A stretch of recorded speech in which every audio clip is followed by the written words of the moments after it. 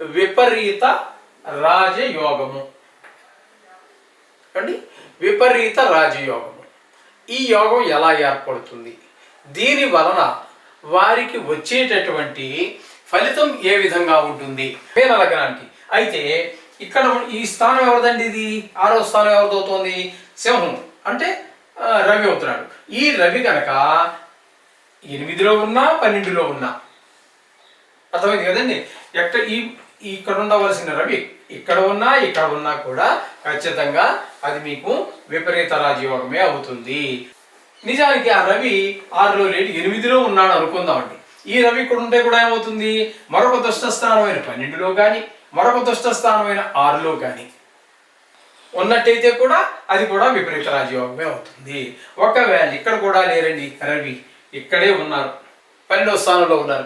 ఈ 12వ స్థానంలో ఉన్నటువంటి ఈ రవి మరొక దుష్ట స్థానమైనటువంటి 6లో ఉన్నా, మరొక దుష్ట స్థానమైనటువంటి 8లో ఉన్నా కూడా ఇది కూడా విపరీత రాజయోగమే.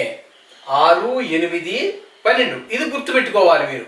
లగ్నం నుంచి మనం లెక్క పెట్టుకోవాలి. కాబట్టి ఈ 6వ స్థానంలో ఈ బుధుడు ఇక్కడ ఉన్నటువంటి బుధుడు ఈ 6వ స్థానంలో ఉన్నా, లేదో ఇక్కడ 8వ స్థానంలో ఉన్నా కూడా అది కూడా విపరీత రాజయోగమే.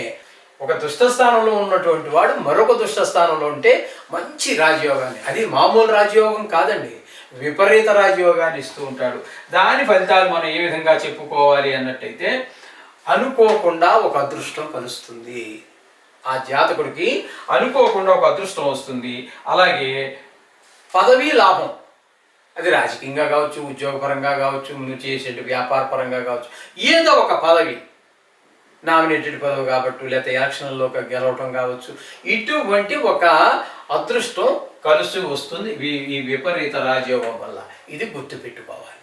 అనుకోకుండా అదృష్టం, పదవి, 2 రకాలైనటువంటి ఫలితాలు కనబడుతూ ఉంటాయి, చాలామంది జాతకాల్లో కనిపిస్తూ ఉంటాయి. ఈ జాతకంలో ఈ రకమైనటువంటి జాతకం ఎవరికి ఉంటే వాళ్ళకి తప్పకుండా మనం చెప్పుకున్నటువంటి ఫలితాలన్నీ కూడా కలుగుతాయి.